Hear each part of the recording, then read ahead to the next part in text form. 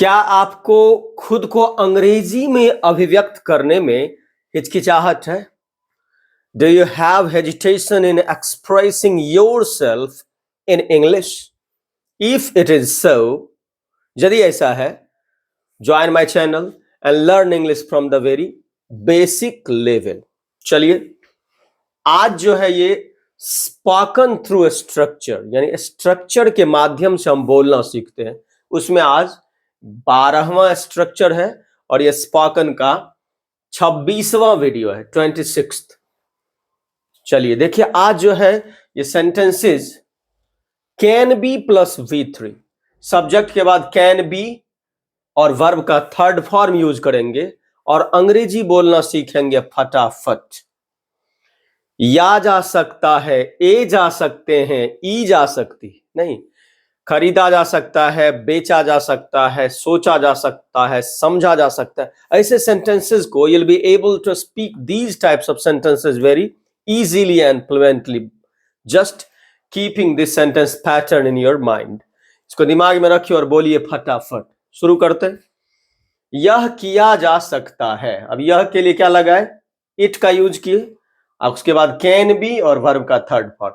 यह किया जा सकता है, इट कैन बी डन। यह किया जा सकता है, इट कैन बी डन। यह किया जा सकता है, इट कैन बी डन।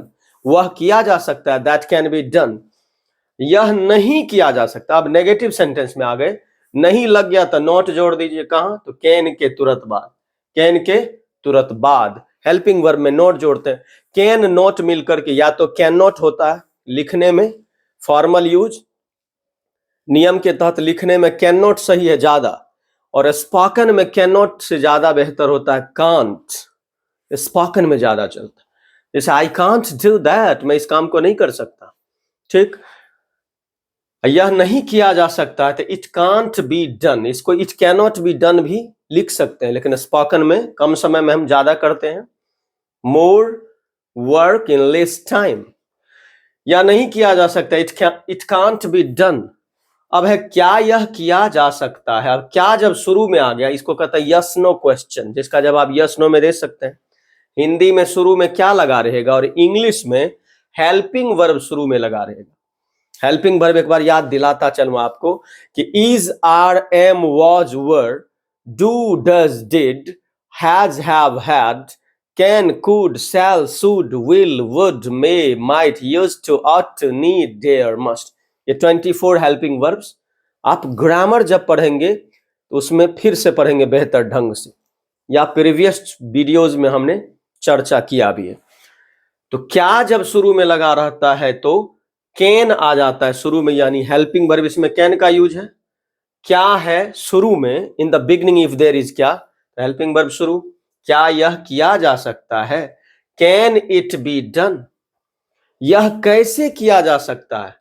अब कैसे बीच में जब कब, कहां, कैसे हो, उसको बोलते हैं WH क्वेश्चन, और उसके लिए शुरू में हम WH वर्ड यूज करते हैं, व्हाट, व्हाई, हुज, हाउ। यह कैसे किया जा सकता है, how can it be done. यह कहां किया जा सकता है, where can it be done. यह क्यों किया जा सकता है, why can it be done. ऐसे बनाते हैं। कोई भी सेंटेंस लीजिए, उसको अलग अलग तरह से तोड़ मरोड़ के 6 तरह से, 6 वेज, 6 स्टाइल में हम लिख सकते हैं। कैसे? एक तो अफर्मेटिव, एक फिर इसमें नॉट जोड़ दिए तो नेगेटिव, फिर और एक है कि क्या शुरू में आ गया तो यस नो क्वेश्चन, और इसमें बीच में फिर नॉट जोड़ देंगे तो यस नो नेगेटिव क्वेश्चन। फिर बीच में क्या कहा, कब, कैसे आया तो WH क्वेश्चन, और फिर इसके बीच में नॉट जोड़ दिए तो WH नेगेटिव क्वेश्चन। नहीं, ऐसे बनाते हैं। ठीक, अब जैसे हम सिंपली बोलते हैं कि दूध खरीदा जा सकता है, मिल्क कैन बी परचेज्ड। घोड़े बेचे जा सकते हैं, हॉर्सेस कैन बी सोल्ड। अब घोड़े कैसे बेचे जा सकते हैं, तब कैसे का इंग्लिश हाउ, और उसके तुरंत बाद can. How can horses be sold. इस हिसाब से आगे अब देखिए सेंटेंस बड़ा करते हैं। इसे आसानी से समझा जा सकता। अब इसे के लिए क्या लगाएंगे, इट, समझना का, अंडरस्टैंड, बीच में कैन बी, लेकिन यहां वर्ब का थर्ड फॉर्म लगता। इसे समझा जा सकता है, इट कैन बी अंडरस्टूड। इसे आसानी से समझा जा सकता है, it can be understood easily. इसे बड़ी आसानी से समझा जा सकता है, it can be understood very easily. इसे कैसे समझा जा सकता है? अब कैसे आ गया बीच में? तब how can it be understood easily, ये नियम पर चलिए। हाउ शुरू में लगाते हैं और कैन उसके बाद इट, फिर बी, फिर वर्ब का थर्ड फॉर्म। बाकी rest of the things will be put at the end of the sentence. इसे आसानी से कैसे समझा जा सकता है? How can it be understood easily. अब है पुराने कार को भी मरम्मत के बाद बेची जा सकती है। पहले तो पुराने कार को बेची जा सकती है, पहले उससे भी शुरू कीजिए कि बेची जा सकती है। इसको क्या बनाएंगे? कैन बी सोल्ड, बेची जा सकती है। कैन बी सोल्ड, खरीदी जा सकती है। कैन बी परचेज्ड, बोली जा सकती है। कैन बी स्पोकन, लिखी जा सकती है। कैन बी रिटन, नहीं लिखी जा सकती है। कांट बी रिटन, नहीं सोची जा सकती है। कांट बी थॉट, नहीं समझी जा सकती है। Can't be understood. नहीं, अब बेची जा सकती है तो कैन बी सोल्ड। पुराने कार को भी बेची जा सकती है मरम्मत के बाद, तो आफ्टर रिपेयर, मरम्मत के बाद। Old cars can also be sold. Old car can also be sold after repair. Old car can also be sold after repair. ठीक, नई कार खरीदी जा सकती है, तो a new car can be purchased. A new car can be purchased. ठीक, कैसे खरीदी जा सकती है नई car? How can a new car be purchased? How can, अब यहां इट के जगह पर क्या लगाए? New car. बी डन के जगह पर परचेज्ड। आगे चलते हैं। इस समस्या का समाधान किया जा सकता है, फिर इसी रूल पर आइए। तो इस समस्या का, यहां पर subject this problem, can be समाधान करना का सॉल्व। इस समस्या का समाधान किया जा सकता है, this problem can be solved. This problem can be solve. अच्छा, इस समस्या का समाधान नहीं किया जा सकता, तब क्या बनाएंगे? तो this problem can't be solved.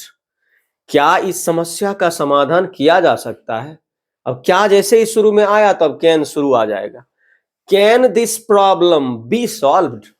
Can जब इस साइड आया तो बी तो अपने जगह पर ही है कि can this problem B solved. क्या इस समस्या का समाधान किया जा सकता है? Can this problem B solved. इस समस्या का समाधान कैसे किया जा सकता है? अब कैसे आया तो इधर आ जाएगा हाउ और can. How can this problem B solved. How can this problem B solved. इतनी आसानी से इस समस्या का समाधान कैसे किया जा सकता है? तो how can this problem B solved very easily. फिर चलिए आगे। सड़क की मरम्मत की जा सकती है। अब सड़क का, द रोड, अब फिर क्या लगाएंगे?